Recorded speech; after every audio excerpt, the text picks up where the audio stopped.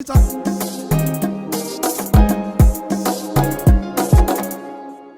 take you through the papers now to see the stories making the rounds on our national dailies, beginning now with the Daily Trust newspaper. The top story here, energy cash shortages push inflation to 21.91%. With the riders, Kwara, Imo, Lagos paid more for food in February. Traders skeptical about old Naira note want Buhari to address the nation. Mopping up Naira not sustainable way to tackle inflation, that's according to experts. On the top strip of the paper, crack in APC's NWC as Omishure demands 500 million Naira damages from Vice Chair. And also petrol subsidy removal, no conclusion yet on palliatives. That's according to the federal government.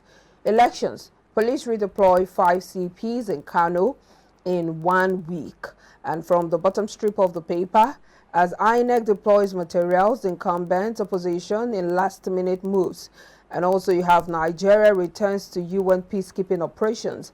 That's on page 24. FEC OK's Nigeria Agenda 2050. And finally, teacher rapes 4 siblings in Gombe. You'll find details of that sad story on page 17 of the Daily Trust newspaper. All right, over now to the Punch. The new Naira pain persists despite fresh CBN order. Details on page 9, and to the rider it says, queues, chaos in banking halls as scarcity worsens. Banks expect more notes from CBN before Saturday pools. Now we'll go to the top strip. Private sector blames Naira crisis for inflation surge. Details on page 21. Parties warn INEC against beavers problem repeat. That's on page 2. And fuel consumption hit 80 million daily. And that's on page 21. Now to the bottom strip. We have Nigeria rejoins UN peacekeeping mission 10 years after exit. Details on page 13. And of course, we have more details there. It says, election poster, Lagos summons principal for punishing pupil. Details on page 13. And finally, federal government shifts census to May. Details on page 18. And the Nation newspaper has the next stories. Banks run out of old new Naira notes to pay customers. That's the biggest story there with the rider. CBN fails to honor cash request. And branches shut. That's also coming from the Nation newspaper this morning. Sanwo-Olu lifts Akere market victims with 100 million Naira. And that's following the fire incident that happened at that market. On the top strip of the paper, governorship battle hots up in Lagos, Oyo, with the rider Lagos PDP chieftains defect to APC. Support swells for marking day. And also you have why Nigeria Air may not fly before May 29. That's on page 25 of the paper. Food, petrol prices raise inflation to 21.91%. And now to the bottom strip of the paper, you have APC vultures and their collaborators will not land in Oyo State again. That's, of course, an advertorial right there on the front page of the Nation newspaper. Now to This Day newspaper. On the front page, we have concern mounts over governor's move to rig Saturday pools by all means. To the rider, tension high in rivers, Edo, Enugu, Kano, Katsina, and Cross River. And we have Ogboru, Gbagi, Pella, Afehe promise good governance, quality education, employment, and security. Details on page 10. Delta decides for Guba candidate debate. Now we go to the top strip there. Emefiele urges more vigilance in banking supervision after collapse of 2 U.S. institutions. Details on page 5. And of course, we have federal government to abolish petrol subsidy before May 29, attributes delays to 2023 election and census. That's according to Ahmed. And now to the Vanguard newspaper. Biggest story here, war in APC over poll funds. as Omishere sues 500 million naira. And you have several riders to that story. Party National Vice Chair, Northwest Lukman, leads calls for Adamu Omishere to quit. Accuses Omishere of mismanaging funds party voted for the last Osho State governorship election. Omishere fires back, demands 500 million naira as damages for defamation. And still coming from the Vanguard newspaper, 2 days to polls. Candidates, parties bicker over violence, rigging apathy.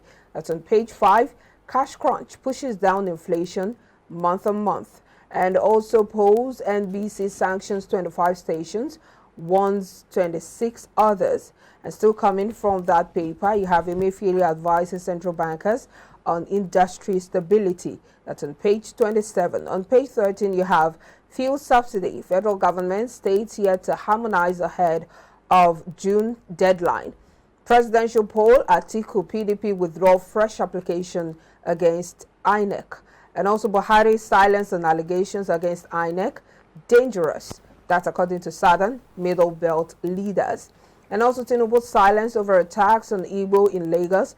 Dangerous for Nigeria. That's according to the Labour Party. And also you have the story talking about Edwards warns Usman he's going to knock him out again. And that's from the sports scene. Well, that's about the stories we have coming from our national dailies this morning. Time to delve into the details of some of the stories. Now we have public affairs analyst Matthew Oluku joining us. Let's begin. Good morning. Let's begin with this cash crunch issue. Now they're saying that banks have run out of both new and old naira notes. So where are we? Of course, we know that the CBN came out 11 days after the Supreme Court ruling that the 200 naira, 500 naira, and 1,000 naira old notes should remain legal tender till December 31st. And let's even look away from the fact that they took a while before they complied with the Supreme Court order. But right now, the status quo is that the naira note, both the new and the old, aren't available. Even some people have said they've been able to access some of the old naira notes. What are your thoughts? Okay, once again, thank you for having me. I don't know what is the reason behind this scarcity anyway. Because if actually the order is being carried out by the Apex Bank, has been directed the commercial banks to start dispensing and accepting old naira notes. And we are still experiencing this scarcity. I think it's going to show that perhaps it's speculative anyway. Maybe the Apex Bank may have crushed part of the money withdrawn. I actually saw a video, I don't know if you saw it, of some notes being crushed. I actually saw the video, exactly. But I cannot verify whether the authenticity of but the video. That's why I say what I'm saying is speculative. If that is the reason we are not, the Apex Bank is not able to meet with the demand in terms of the cash that is needed to ease the scarcity. Then I think in the meantime, I think what is paramount is there should be conscious effort to mint more new naira notes. If actually they have crushed part of what was withdrawn. It's speculative anyway. I don't know whether it has been crushed. But if this order is in place and the bank is not able to meet with the demand, yes, it's not able to meet with the demand, it shows that something is wrong somewhere. That is what it means. Yeah, but looking at all of this now, if Nigerians are not able to access both the old and new naira notes, a lot of people had already predicted that before now, or rather that after the whole elections, all of this would ease off and it would be easier to get access to your funds. But with all of this happening, where does it leave Nigerians? But to be quite honest with you, I think the situation is getting better with the order being complied with. Because personally, I had cause to spend the old naira note this morning. I had 1,500 denomination too. How did you access it? ATM or POS? POS. Okay. How about the charges? Have the charges I paid dropped? 200 for 1,000. Wow, it's still I needed it, but I can understand that if I was not under pressure to embark on my trip, maybe I would have gotten it for 100 naira or 1,400 naira. But as what I can tell you categorically is that I spent the old naira note this morning, and there was no challenge spending it. I can understand that people are already accepting it. Yes. Okay. Well, that's a good one for the economy, isn't it? Hopefully that would improve. But let's also talk about all of this, trailing the forthcoming election this Saturday. SMBLF is saying that President Muhammad Buhari's silence on the allegations against INEC is dangerous. A lot of people have raised different notions, narratives as regards the fact that the beavers didn't work in several places, the fact that there was no upload of the result on the iRev, the fact that election materials got to different PUs very late. A lot of people have raised agitations in different quarters. And SMBLF, that's the Southern and Middle Belt Leaders Forum, are saying that President Muhammad Buhari's silence on all of this is quite dangerous. Do you think there's anything to worry about? To be quite honest with you, as a person, I will excuse Mr. President. I will rather blame INEC as an independent body. Because if Mr. President is speaking or has spoken before now, even during the collation of results, people will see it as a usurpation of power of an independent body that is saddled with the responsibility of conducting the election. But for me, I think INEC is the one that should be blamed. Because whether we like it or not, you cannot take away the fact that INEC failed in their responsibility to meet up with their own guideline. And their guideline was in tandem with the Electoral Act. Because personally, I've gone to check the Electoral Act. I think section 60, section 2B, if you go down part of it, it tells you that if you collate results, that result you collate must be consistent with the transmitted results. It means the people who drafted the Constitution, the Electoral Act, were mindful of essence of transmitting the result electronically. Those are part of what gave Nigerians confidence to participate in the process. So for me, INEC did not do well in jettisoning that guideline to transmit the election result electronically. And dragging Mr. President to it, personally, I would like to excuse Mr. President. Okay, if you say you want to excuse Mr. President, I find it really, really uncomfortable, and I beg to differ, because this is the same process that brought him into being. He had contested, I think, 3 elections. He lost twice, and he got the 3rd one by virtue of the emergence of Bola Tinubu coming into being. If he had lost that election due to credibility, would you be saying this now, that he should be excused from the fact that an election that was budgeted for failed as a result of the incompetence of INEC? What I'm saying is that INEC have the responsibility to conduct election. And INEC have the responsibility to follow the Electoral Acts. And in the course of the election, prior to the election, we saw their own guideline, which was uploaded, that the election result will be uploaded to INEC server.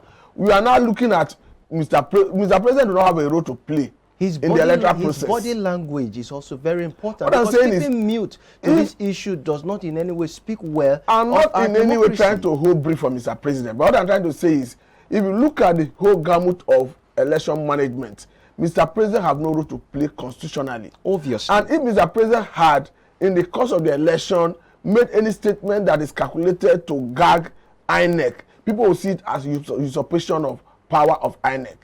Don't forget that in the build-up to the Electoral Act, when it was in at the stage of bill, when the Senate particularly wanted to make it, inserted a clause that says that for you to transmit the election result electronically in any constituency or any environment, that the National Assembly will be the one to determine whether that environment is feasible to do so. Nigerians started shouting that it will amount to surrendering independence of INEC to National Assembly. In the same vein, you are looking at the situation where Mr. President should take responsibility for a body, an independent body that is constituted by the Constitution. For me, no, we are saying that, yes, INEC is an independent body, but we are saying that his silence is somehow going to be interpreted that he is in support of the system. Because you cannot be keeping mute on an issue that is almost going haywire. Let me tell you another thing. Let me just say something that perhaps because the president gave so much promises and raised the hopes of Nigerians before the elections that, no, these elections are going to be the freest, fairest, and the most credible elections in Nigeria, and that he was going to leave a legacy of transparent elections before he leaves office. And so if eventually your promises or realities do not match up to your promises, it behoves on you to come out to say, well, it's sad that this happened, but I expect INEC to do better. For Mr. President to speak, he needs some level of insight into what transpired. You're saying he doesn't. So he was No, not what I'm aware? saying is not on the basis of what people are saying. Okay. I don't want to be seen as holding brief for Mr. President. But I try to be as objective as I can. What I'm trying to say in essence is, because as the president rather, anything he says carries weight. So he may be evaluating the situation. I know he may not be comfortable with the position of INEC not meeting up with their own guideline. And if you look at what is happening currently, I've even seen recently where a chieftain of APC was admonishing the president of the United States of America to congratulate the president-elect, Ahmed Bola Tinubu. So if somebody of that status, I'm talking about the president of the United States of America, have not congratulated the Nigerian president-elect, it speaks volume. But his government has. We had the secretary, the ambassador to. Yes, I'm aware, also. but I'm not equally unaware that the chieftain of APC was admonishing U.S. president to congratulate the man. What I'm trying to say in essence is, you cannot say the U.S. president is not aware that election took place in Nigeria. He is probably still just watching to see. Okay, you are the one speculating that, have you? I said he's probably. Okay, that's why the okay, word probably is in that okay. statement. But let's move on. Let's talk about the economy. Now, inflation figures for February have been released, and it has shown a shoot up from 21.8% in January to 21.9% in February. And they've attributed this to high cost of food, high cost of energy, and all of the factors and challenges that Nigerians have had to go through. But one would wonder, despite the cash crunch, you would expect that, because most times inflation is due to the fact that there's too much money in circulation and all of that. And one of the reasons the CBN gave for this whole monetary policy was to mop up the excess cash in the economy to fight inflation as one of the reasons. But right now we're seeing the figures shoot up. 21.9% is no joke. But you look at other indices. Currently, you say our GDP is performing well, because for you to have a good GDP that is performing well, economic activity must be up and doing. As it stands today, because of the cash crisis, you hardly find any company, whether manufacturer, whether a company that renders service, that is operating at optimal level. So to that extent, it is not just enough to look at the availability of cash in circulation vis-a-vis inflation. You look at other variables. So for me, GDP is being stifled as a result of the scarcity, and it's a part of reason we are seeing inflation the way it is. But do you think that with all of these policies, are the policies effective, especially in tackling the increase in inflation? There are areas that it may not have addressed inflation, but there are areas it is effective. And I think at the long run, Nigeria and Nigerians may have some areas the policy will benefit the country. But you see, in Nigeria, it's unfortunate that people try to politicize everything. Don't forget that whether we like it or not, as it stands today, it is on record that kidnapping have dropped significantly. And or they've dropped, the reporting has dropped. maybe I should be People asking you, are because you are the media. Maybe people have decided not to report it again. So if that is, but recently we just heard some states, I think in the north, that have resumed Kaduna, back. I didn't say it Katsina. stopped. I said drop. I didn't say it stopped. Okay. So what I'm trying to say is, in essence, is at the long run, we are going to have some benefit from it. But it's unfortunate that in Nigeria, they politicize everything. Because we are seeing politicians, I don't want to be emphatic about who is doing what, who try to bring politics into the policy to derail it. But that notwithstanding, the way it stands today, there are so many areas the policy may not be able to achieve its purpose. Because as it stands today, by 29th of May, we're having a new government. And that new government may not see it the way the previous government saw it. So it depends on whether that new government will sustain the policy so that Nigerians will gain benefit from the long-term benefit that would have come from it. It's another thing to say whether they will continue with the policy or they will jettison it. And if you look at the body language of the government in power, I mean the people who are close associates of the president-elect, it shows you that their opinion is variant with the policy. So they are not likely to go ahead with that policy.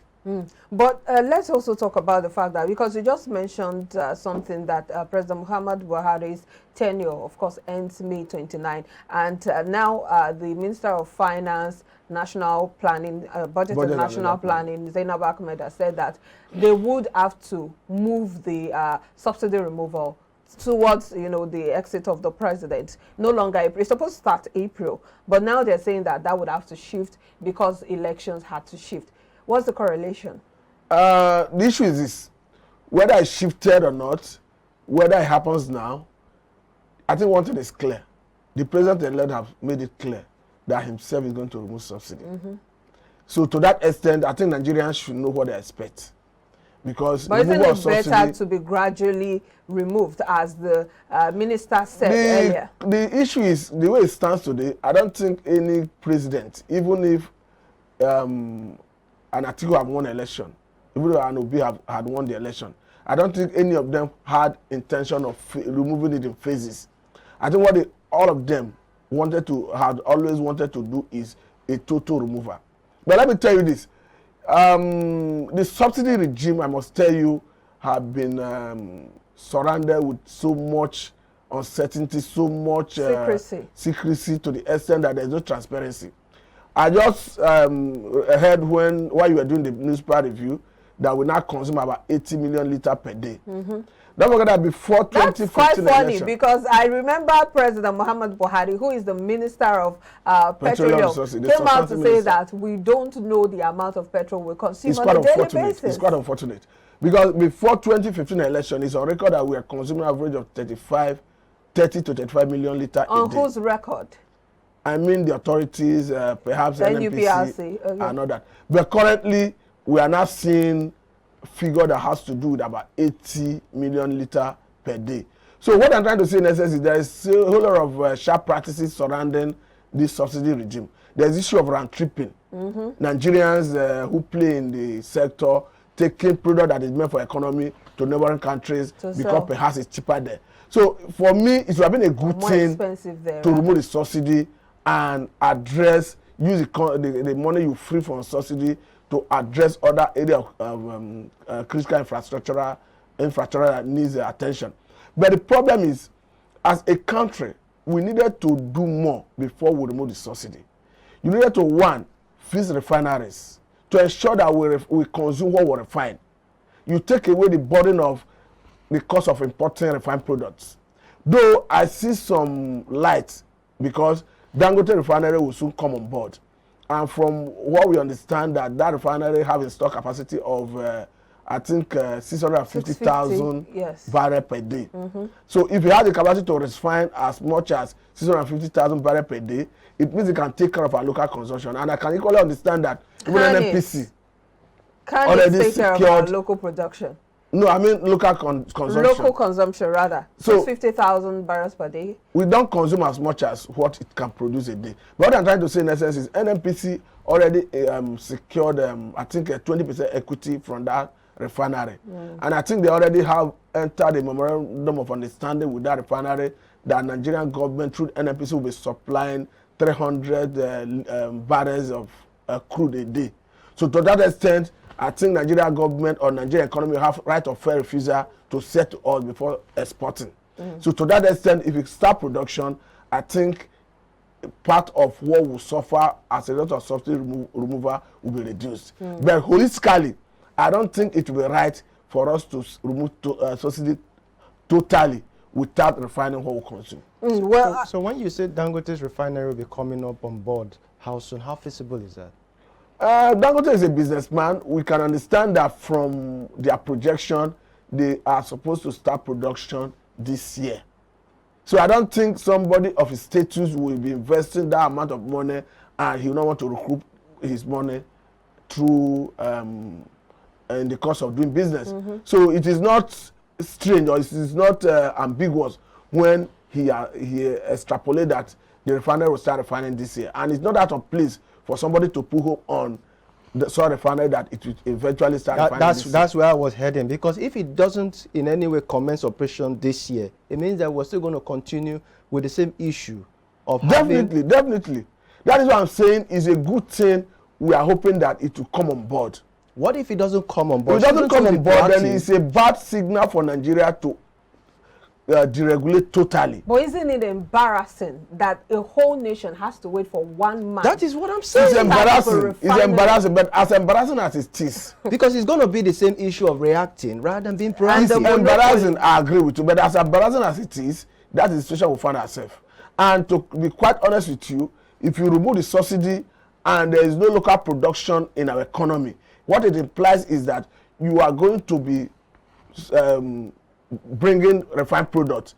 And if you look at the landing cost, you are not subsidizing. Nigerians will be made to pay what it takes to produce and even bring it here. Now, my and at the end of the day, we may be paying up to 400 and something naira per litre at the filling station. Now, my question is, are there not a select few that are profiting from that business? If if Dangote doesn't come up on stream, we have to now resort to people who are bringing this thing in.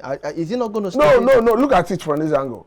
Definitely, the way it stands today, NNPC is the sole importer of PMS, Premium Motor Spirit. And before now, independent marketers were importing. We had a time where forex became an issue. CBN refused to give them dollar to import. And if they go to black market, they get at higher rate. So they stop importing. But if you deregulate it, and you ask people to go and source, the reason they stop was because if you go and source dollar from black market, you bring it, NNPC or Nigerian Petroleum Pricing Regulatory Agency will tell you must sell at a given price because that is the regulated price. But if it is deregulated, if you go to black market to source your forest, you go and import out there, bring it here, nobody is regulating it to tell you how much you are selling. So that is why it's dangerous for economy, because the price is going to be too high. Well, we'll just keep our fingers crossed, especially looking at the fact that it looks like all eyes are now fixed on the Dangote refinery to see what it will bring on board, especially when it begins to produce. And the good news also is that the latest report shows that our daily production has now shot up to 1.3 million barrels per day. That's from the 1.2 it was producing as of December. So it looks like everything will be looking brighter in the days to come. So we just have to be patient to see how everything pans out.